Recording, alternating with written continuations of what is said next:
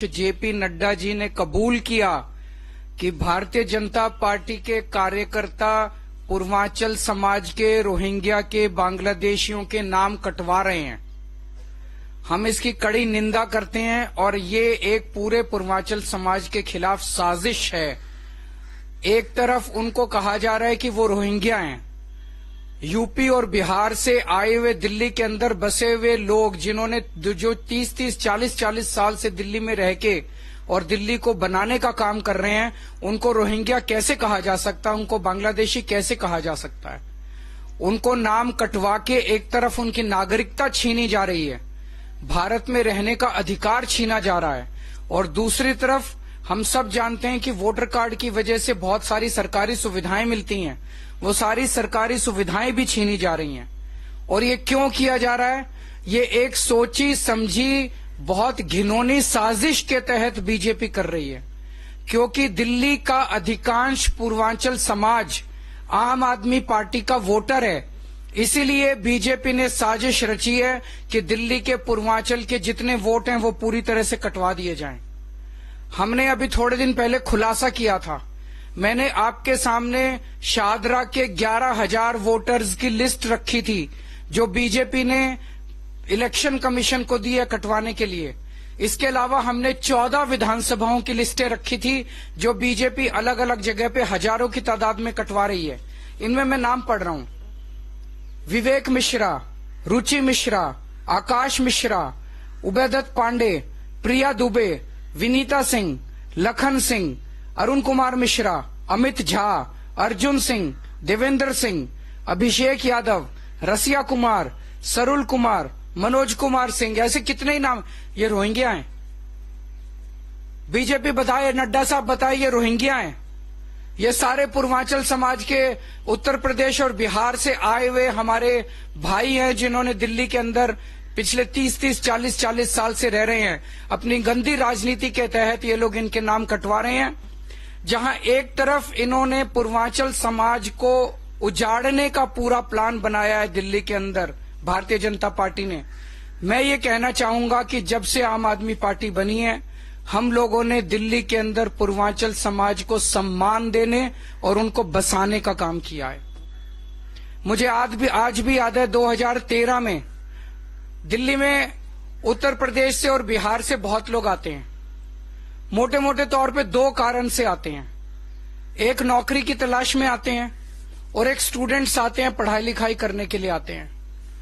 अक्सर गरीब तबके के और लोअर मिडिल क्लास के लोग आते हैं। जब वो दिल्ली आते हैं उनके पास पैसा नहीं होता, गरीब होते हैं। दिल्ली में किराए बहुत ज्यादा हैं, इस वजह से वो रेगुलराइज्ड कॉलोनीज के अंदर, बड़ी बड़ी कॉलोनीज के अंदर किराए पे मकान नहीं ले सकते, तो वो कच्ची कॉलोनियों में जाते हैं और कच्ची कॉलोनी में या तो कोई घर खरीद लेते हैं या वहां पे किराए पे रहते हैं, क्योंकि वहां पे सस्ता है। कच्ची कॉलोनियां जितनी है दिल्ली के अंदर, 1797 जो कच्ची कॉलोनियां हैं, इनमें आप देखेंगे 80 से 90% रहने वाले लोग आपको पूर्वांचल समाज के मिलेंगे।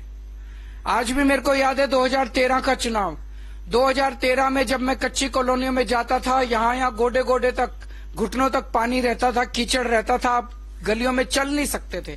पानी की कोई निकासी नहीं थी, पीने का पानी का कोई सिस्टम नहीं था, कोई सीवर सिस्टम नहीं था, कोई ड्रेनेज सिस्टम नहीं था, कोई सड़कें नहीं थी, कोई गलियां नहीं थी, कोई नालियां नहीं थी, कोई अस्पताल नहीं थे, कोई स्कूल नहीं थे, कुछ नहीं था कच्ची कॉलोनी के अंदर।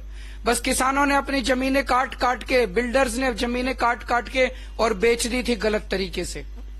उन हालातों के ऊपर ये लोग रहते थे। और 2015 में जब मैं मुख्यमंत्री बना, मैंने अफसरों को बुलाया, मैंने कहा हमें यहाँ सड़कें बनानी है, नालियां बनानी है, हमें इनको इज्जत की जिंदगी देनी है। तो अफसरों ने कहा ये काम नहीं हो सकता। मैंने पूछा क्यों नहीं हो सकता? उन्होंने कहा क्योंकि सुप्रीम कोर्ट के ऑर्डर है, क्योंकि केंद्र सरकार के ऑर्डर है कि कच्ची कॉलोनी में विकास नहीं किया जा सकता। उन सारी अड़चनों को, सुप्रीम कोर्ट के ऑर्डर्स को, केंद्र सरकार के ऑर्डर्स को, हमने सारी अड़चनों को पार करके और कच्ची कॉलोनियों में विकास करना चालू किया। दिल्ली में 1797 कच्ची कॉलोनियां हैं, आज 1650 कॉलोनियों के अंदर हमने पानी पहुंचा दिया है, पानी की पाइपलाइन डाली है। हमने 10,000 किलोमीटर की सड़कें और गलियां बनाई हैं कच्ची कॉलोनियों के अंदर। हमने 6800 किलोमीटर की नालियां और सीवर डाले हैं कच्ची कॉलोनियों के अंदर। हमने 4000 किलोमीटर की पानी की पाइपलाइन डाली है कच्ची कॉलोनियों के अंदर। हमने सीसीटीवी कैमरे लगाए हैं, स्कूल बनवाए हैं, हमने मोहल्ला क्लिनिक बनवाए हैं कच्ची कॉलोनियों के अंदर। हमने उनको सम्मान की और इज्जत की जिंदगी दी है। पहले कच्ची कॉलोनियों में लोग कहते थे कि हमारे घर में रिश्ता करने कोई नहीं आता क्योंकि हमारे घर के आसपास का माहौल इतना खराब है। आज लोगों के अच्छे रिश्ते आ रहे हैं। जहां पहले कच्ची कॉलोनियों में जमीन का रेट 3000 रुपए गज था, आज वो 1 लाख रुपए गज छू रहा है मात्र 7-8 साल के अंदर। तो दोस्तों, ये मैं पूर्वांचल के लोगों को कहना चाहता हूं कि हम आपके नाम किसी हालत में नहीं कटने देंगे। आपको सम्मान दिया है हमने, आपको सम्मान की जिंदगी देंगे। लेकिन एक चीज ध्यान रखना, कोई बीजेपी वाला अगर आपके घर आए उसको अपना नाम मत बताना, उसको अपनी डिटेल्स मत बताना, अपना वोटर कार्ड मत दिखाना, किसी बीजेपी वाले के साथ संपर्क मत रखना। कोई भी बीजेपी वाला आएगा वो हो सकता है आपके नाम कटवाने के लिए आपसे आपका नाम और वोटर कार्ड डिटेल मांग रहा है, और नाम चेक करते रहना। कुछ दिनों के बाद इस बात को हम दिल्ली के घर घर लेके जाएंगे। हर पूर्वांचल समाज के व्यक्ति के घर आम आदमी पार्टी जाएगी और नड्डा साहब का ये वीडियो सबको दिखाएंगे कि किस तरह से भारतीय जनता पार्टी सुनियोजित तरीके से दिल्ली के अंदर पूरे पूर्वांचल समाज के खिलाफ साजिश रच रही है। दिल्ली आम आदमी पार्टी का एक एक कार्यकर्ता एक एक घर में जाएगा और थोड़े दिन के बाद संजय सिंह पूरी दिल्ली के अंदर यात्रा शुरू करेंगे। जितनी पूर्वांचल कॉलोनियां हैं सभी पूर्वांचल कॉलोनी में जाएंगे, वहीं रात्रि को प्रवास करेंगे और पूर्वांचल समाज के लोगों को भाजपा की इस साजिश के खिलाफ एकजुट करेंगे। मैं उस समय सदन में मौजूद था जब हमारे पूर्वांचल के भाइयों का अपमान किया गया, उनको रोहिंग्या कहा गया, उनको बांग्लादेशी कहा गया, उनको घुसपैठिया कहा गया। हम अपने ही देश में घुसपैठिया हो गए।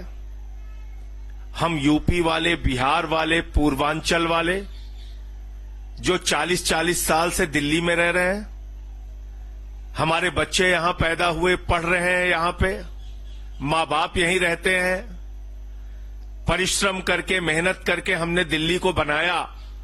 हम अपने ही देश में बांग्लादेशी हो गए, रोहिंग्या हो गए।